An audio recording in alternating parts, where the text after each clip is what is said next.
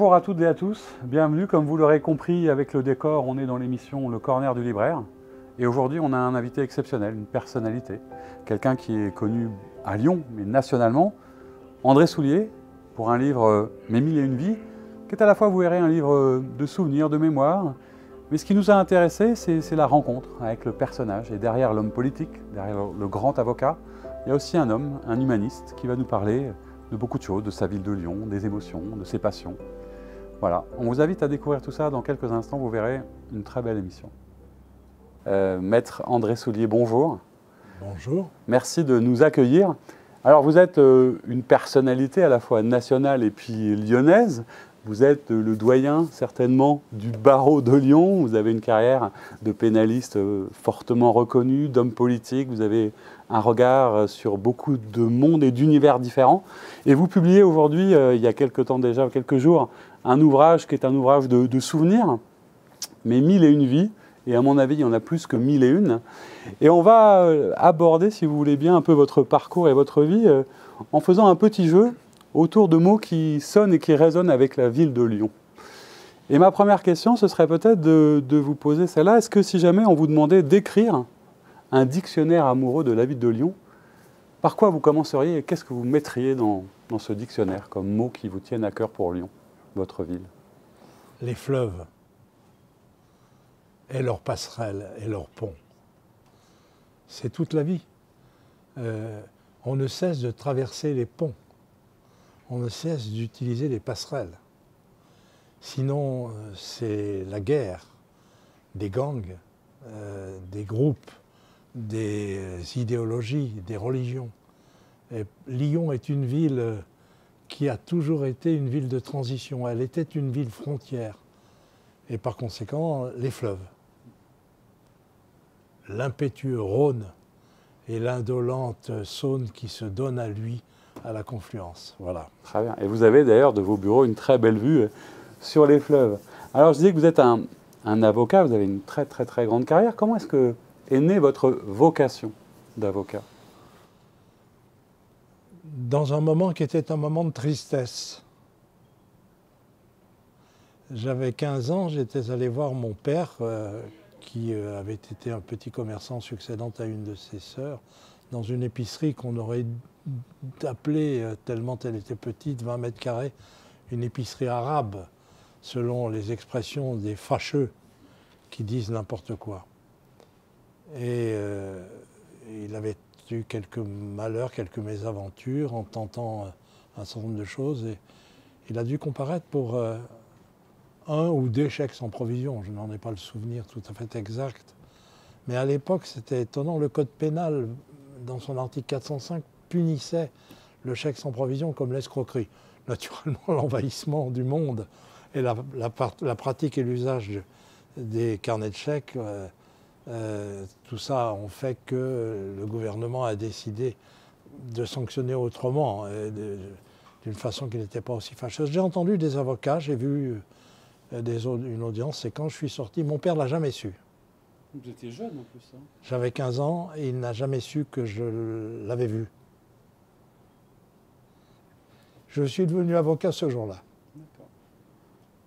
Très bien, effectivement, c'est voilà, la cause, la défense, quelque chose qui vous tient depuis et que vous racontez à travers votre ouvrage de grands moments de votre carrière, parce que souvent quand on est pénaliste, on a des moments, des affaires particulières, et vous racontez des beaux souvenirs, des belles victoires, des engagements très forts sur certains cas. Est-ce que, peut-être que vous le racontez moins, mais aujourd'hui quand vous regardez votre parcours, est-ce qu'il y a aussi quelques désillusions professionnelles dans ce métier, ou dans l'évolution de ce métier, ou sur des causes qui vous ont manqué à un moment où... Je pense que Jacques Vergès, avec lequel j'avais des divergences, mais qui était un ami et avec lequel je devais dîner, puis la Camarde en a décidé autrement, il est mort, disait dans le système judiciaire français, l'avocat n'est pas à égalité avec l'accusation. Il n'a pas les moyens. Je ne parle pas des pauvres, mais même des gens plus riches, recours à des enquêtes, peuvent accéder à des documents parfois, mais n'ont pas les mêmes moyens par rapport à ce qui se passe aux États-Unis et au système judiciaire américain que je connais bien, nous sommes en retrait. Nous ne sommes pas de la même importance et de la même hauteur pour l'exercice de la défense. Voilà. Donc des désillusions comme tout le monde, j'en ai éprouvé. Mon ami est magnifique prédécesseur de quelques années dans l'existence, Robert Badinter, dit André fait pas part de ses désillusions, des blessures qui réveillent la nuit, ses morsures, dit-il, etc. Je n'aurais pas l'outrecuidance de dire que j'ai peu perdu et beaucoup gagné dans mon existence professionnelle. Mais il est évident que je n'ai pas cette espèce de réclusion intellectuelle qui peut frapper certains. Non, non. Moi, je suis un lion qui combat. Ouais, vous avancez. L-I-O-N. Ouais. Et dans les Lyonnais, le lion qui combat, on sait que vous êtes engagé pour un certain nombre de causes et que vous avez tout un ensemble d'aventures personnelles, privées parfois, personnelles. Qu'est-ce qui, à Lyon ou ailleurs d'ailleurs, chez vous, rime avec passion, du coup? Ben, il y a d'abord Lyon. Ouais. Ça doit être une vraie passion parce que l'avocat le plus célèbre de la deuxième partie du XXe siècle et avec lequel j'ai eu l'honneur de plaider et de combattre, qui était René Floriot, un avocat exceptionnel, méthodique, organisé, d'une intelligence rare, jamais aucune boursouflure dans son propos. Lorsque j'ai fait acquitter Deveau en 1969, quelque temps plus tard, alors que nous nous rencontrions, il me disait « Tu viens à Paris, tu n'as plus rien à faire à Lyon. Tu n'as plus rien à prouver à Lyon. » Et je suis resté dans ma ville. Je me suis privé de travailler, non pas comme collaborateur, car je lui avais dit je ne veux être le collaborateur de personne. Vous êtes un esprit assez libre. Hein. Et donc, mais je ne te dis pas de venir comme collaborateur, je te dis de venir travailler avec moi, ensemble. Et je me suis privé sans doute d'une autre carrière, encore plus grande, plus haute, plus exigeante.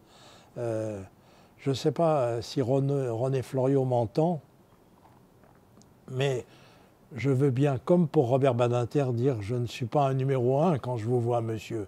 Je suis un numéro 2, exigeant comme un numéro 1. Alors dans vos passions, on sait aussi qu'on vous voit souvent au stade. Vous êtes un fan de l'Olympique Lyonnais, évidemment, toujours. Oui, c'est mon côté populaire. C'est-à-dire que, je le dis dans ce livre, on commence par jouer avec des chiffons, une petite boîte dans laquelle on frappe de son pied droit ou de son pied gauche.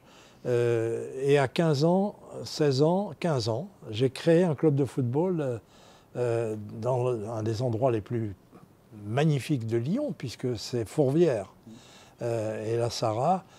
Mais j'étais trop jeune pour être le président, bien que si je n'étais pas en titre, je devais l'être en intention et en persuasion. Et je suis allé chercher un vieux de 28 ans pour être le président de l'association qui crée un club de football de l'Amicale laïque de Saint-Just-Saint-Irénée, ou Saint-Irénée-Saint-Just, on mettra dans l'ordre qu'on veut, pour créer un club de football de cadets puis de juniors. Et c'est comme ça que un grand club qui s'appelait la Compagnie électromécanique et qui avait des moyens, un stade, j'ai connu les douches chaudes à ce moment-là, au stade, car il n'y en avait pas à la maison.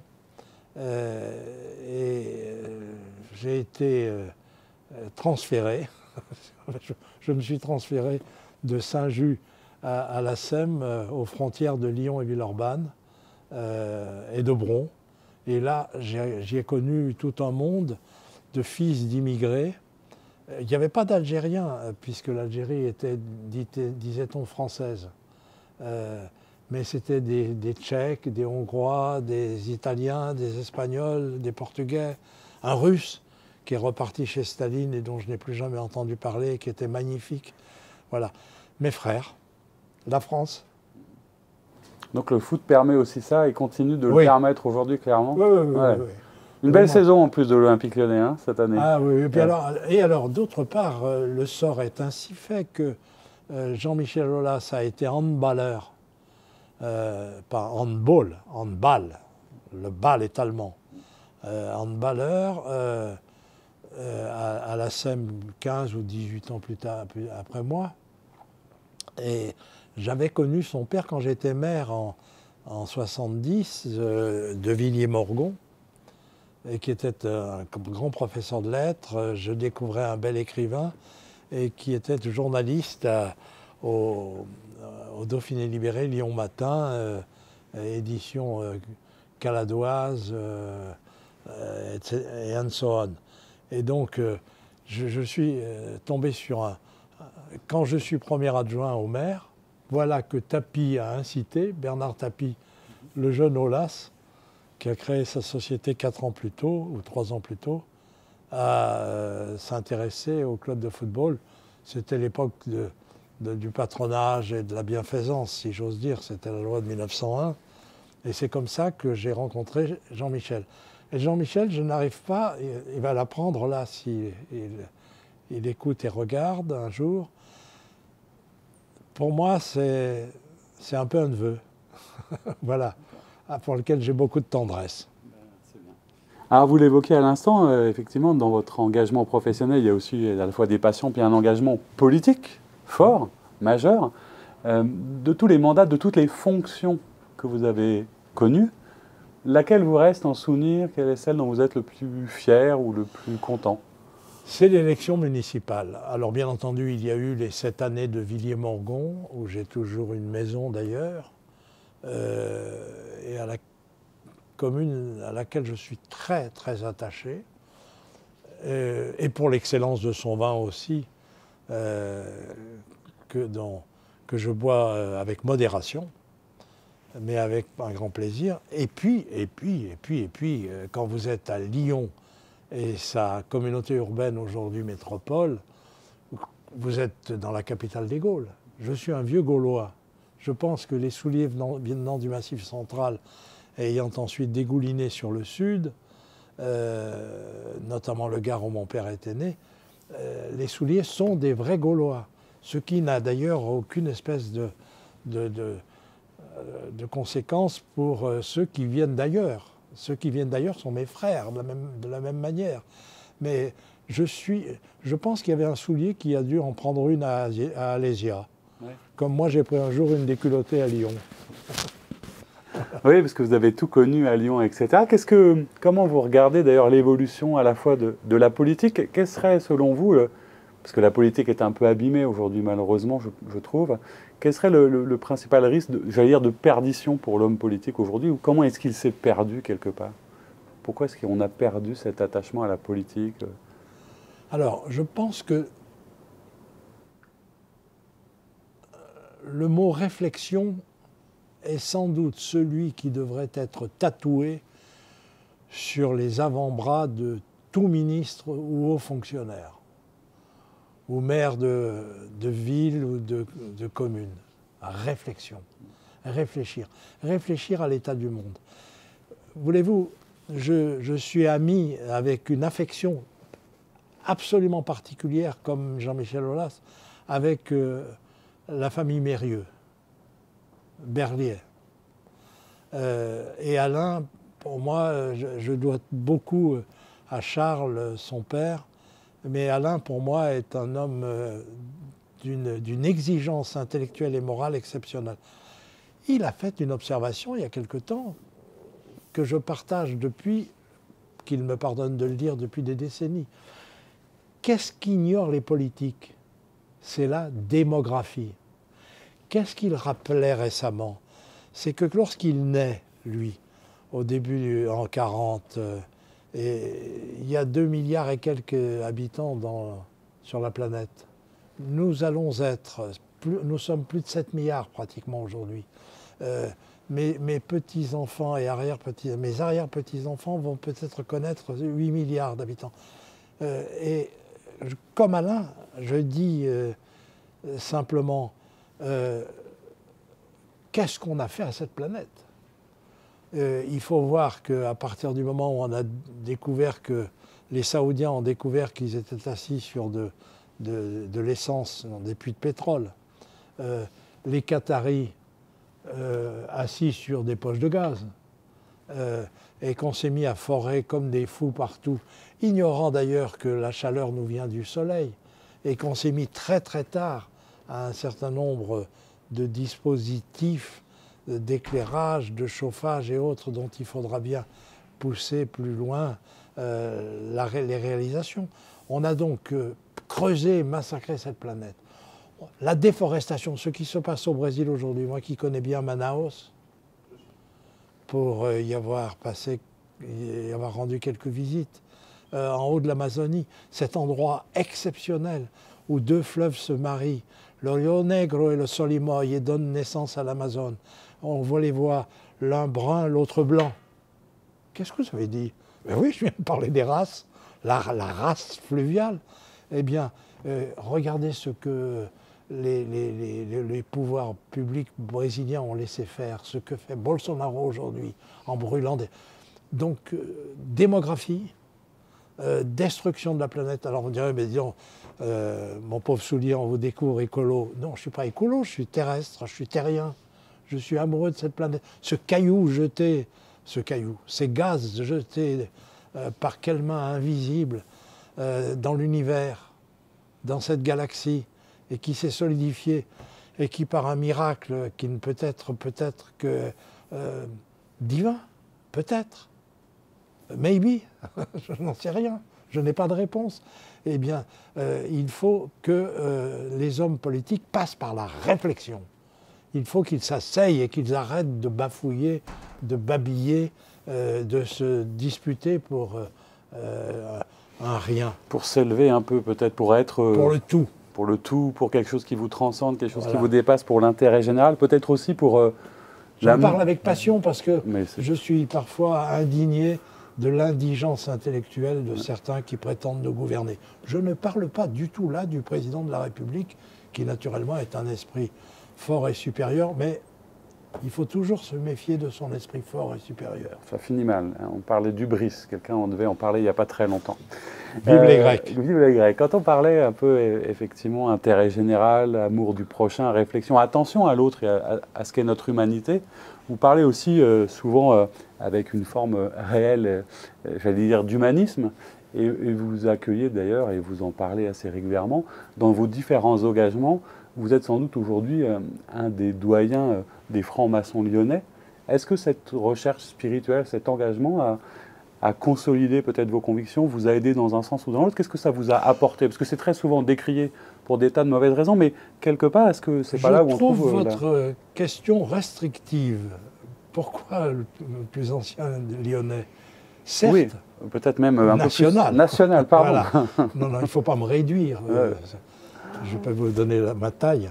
Non, je crois que l'aboutissement de tout ça, d'abord, je suis de religion catholique. Il y avait une collection absolument magnifique de petits livres qui s'appelait « Que sais-je ».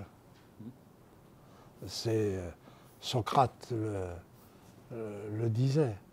Je cherche, je continuerai à chercher jusqu'à mon dernier souffle. Et puis alors, peut-être viendra la lumière. Je n'en sais rien. Ce que je sais, c'est que la franc-maçonnerie m'a appris le respect des autres. Pourquoi? Parce que je suis assis et que je ne peux prendre la parole que si le Vénérable me la donne. Je ne vais pas me lancer dans des controverses inutiles. Je devrais châtier mon langage et prendre garde à ne pas blesser mon voisin qui est mon frère. Il peut être blanc, il peut être noir, il peut être jaune. Il est mon frère. On m'a souvent pris pour un frère d'un très grand footballeur que j'adore, qui s'appelle Jean Djorkaeff, qui a été 52 fois, je crois, capitaine de l'équipe de France de football. Et on a dit, mais vous ressemblez, vous êtes le frère de Jean. C'est vrai. Donc, et comme il vient probablement de l'autre côté de l'Oural, je viens aussi sans doute de l'autre côté de l'Oural. Pourquoi? Parce que Je ne sais pas ce qui s'est passé dans ma famille au cours des siècles. Je ne sais pas ce qui s'est passé lorsque ce pays a été envahi et autres. Je dois peut-être... Si je vais en Chine, il y a encore des Chinois qui se demandent si je ne suis pas de la province du Guangdong, c'est-à-dire la province de Canton, de Guangzhou. Au Japon, un jour, un ami architecte m'a appelé de Tokyo un soir pour me dire c'est toi qui conduis notre taxi? Bon, je ne sais pas, j'étais plus jeune, il y a 45 ans de ça. Donc, ce sont mes frères. Et ce que je dis et ce que j'apprends, ce que j'ai appris, c'est de respecter l'autre. Maintenant, si l'autre veut me combattre, c'est deux choses différentes. Je suis présent. Et vous avez été dans de nombreux combats politiques, professionnels, etc. Voilà. Mais ce que je trouve intéressant d'ailleurs, et peut-être que c'est une forme de sagesse ou de maturité qui arrive, c'est que derrière le grand professionnel, derrière l'homme politique, il y a aussi un être humain. Et vous parlez tout à l'heure avec passion d'un certain nombre de choses. Qu'est-ce qu'il y a comme place dans votre vie pour les émotions? Parce que souvent, on en a honte, on se dit on ne doit pas les montrer, on doit les cacher. Peut-être que c'est ce qui manque aussi à nos hommes politiques, c'est de dire aussi les choses telles qu'ils ressentent. La vie est quelque chose de provisoire et parfois de précaire. Et plus on avance dans le temps, plus des hommes et des femmes que vous aimez disparaissent, s'en vont. J'ai donc découvert l'émotion. Et je sais depuis quelque temps ce que sont les larmes. Voilà, et c'est aussi savoir les accueillir et faire avec et vivre avec. Vous parlez de cette avancée, de cette sagesse, de cette maturité, ce qui vous permet aussi un regard un peu détaché, mais aussi certainement encore beaucoup, vous parlez de réflexion pour les hommes politiques. Qu'est-ce que vous inspire le monde aujourd'hui, l'état du monde? On pourrait parler de la justice, de la société, mais l'état du monde, vous en avez parlé un peu, la planète, mais aujourd'hui, quelles seraient vos réflexions si vous aviez envie de vous projeter vers demain? Alors, comment vous verriez ça? Si j'avais à enseigner et que je sois un Socrate qui se laverait, parce que paraît-il, il n'aimait pas trop, mais ça n'est pas lui que je citerais. Je mettrais au-dessus du lit d'un stagiaire ou dans son bureau une phrase d'Épictète, il y a 4 siècles avant Jésus-Christ. Injurie si tu y tiens, mais lis d'abord. Mais lis d'abord. C'est-à-dire avant même de porter un jugement sur tel ou tel, au masculin ou au féminin, lis. Regarde. La deuxième phrase, si tu ne peux rien dans le moment, alors regarde. Lis et regarde. C'est vrai que le monde aujourd'hui, dans sa complexité, dans le galop démographique, encore une fois, auquel on assiste, mérite sans doute un certain nombre d'ajustements. Je vais parler des écologistes qui se sont déclarés verts. Je ne sais pas pourquoi. J'aime la couleur rouge, même si je n'ai pas apprécié que pendant quelques dizaines d'années, les communistes en Union soviétique et en Chine l'arborent et encore. J'aime le bleu. La preuve. Ce matin, je suis en bleu. Est-ce que ça signifie que je suis passéiste? J'aime le blanc, parce qu'il est lumineux aussi. Et je dis qu'il faut que la société mondiale aujourd'hui pose son sac à terre et réfléchisse un peu.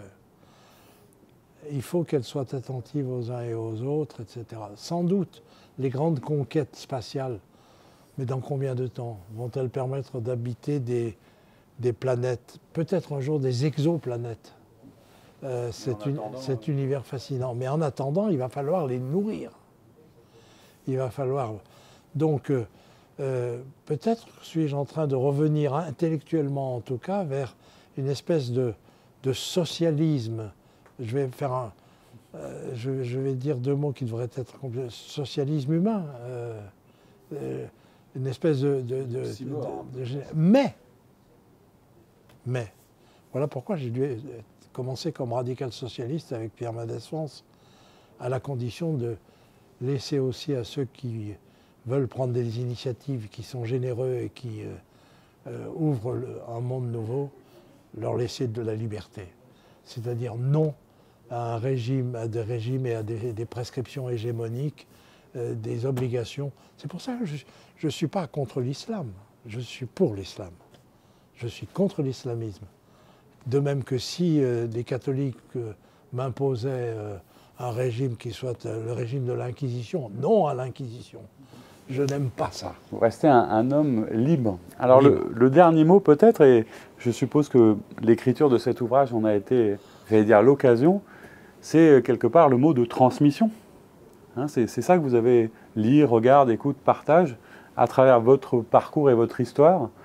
C'était de transmettre quelque chose à vos collaborateurs, à vos enfants, petits-enfants. Qu'est-ce qu'il y avait comme mot important? Je suis associé avec l'un de mes fils, qui naturellement est devenu, qui est un bel avocat international, qui était par là, je l'ai vu passer dans le couloir.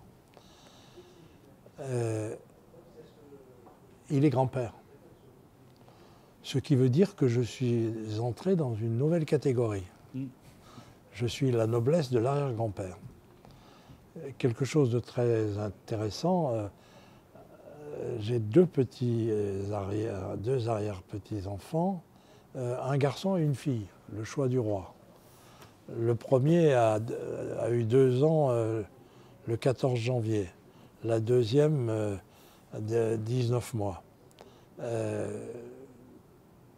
J'ai interdit qu'on invente arrière-papy.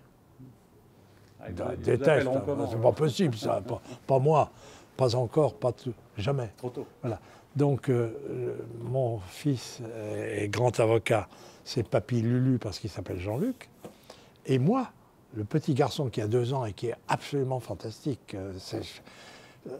c'est pas parce que c'est un soulier, il a aussi un papa qui n'est pas un soulier. C'est sa maman qui est une soulier et qui est une femme exceptionnelle aussi. Il m'appelle André. Un retour aux fondamentaux et un retour André. aux sources. Et pourquoi j'ai écrit ce livre après ce long détour, mais indispensable? Tout simplement parce que d'ores et déjà, là je suis déjà en 2050. Puis 2080, j'imagine, pour un enfant qui est né en 2020, ou 2019, lui, 2019. Et 2019, et la petite, elle, alors c'est formidable. Lui s'appelle Gaspard, elle s'appelle Joséphine, on va les citer. Joséphine, moi qui aime beaucoup Napoléon à cause des préfets, je trouve qu'ils sont notre squelette démocratique. Eh bien, je dis, mais voyons, dans 80 ans, ils vont avoir 80 ans. Et ils vont avoir connu un monde avec forcément des pandémies. Charles Mérieux, avec lequel j'ai eu le bonheur, l'honneur de travailler pendant longtemps, m'avait dit un jour, on parlait de Claude Bernard et puis d'autres, et puis des progrès, etc. Et son père avait été un pasteurien, un homme de pasteur. André, cher maître, le virus est un être vivant, ne l'oubliez jamais. Quand j'ai vu apparaître la pandémie, je savais qu'il y avait un mec qui était en face de nous. Alors, mais en plus, alors cette société est bizarre, on lui a donné un nom féminin, la Covid. Enfin, pourquoi c'est la femme qui serait meurtrière? Je connais des assassins qui sont masculins, moi. Donc l'envie de transmettre et de partager, c'est ce qu'on a découvert avec votre livre. Maître Soulier, merci beaucoup d'avoir pris le temps de nous parler aussi peut-être d'autres choses. Et je vous invite à découvrir l'ouvrage à la fois pour un parcours, pour une vie et puis pour des enseignements. Merci beaucoup d'avoir été là Merci à vous de nous avoir écoutés. On vous retrouve très bientôt pour une nouvelle émission du Corner du Libraire. Au revoir.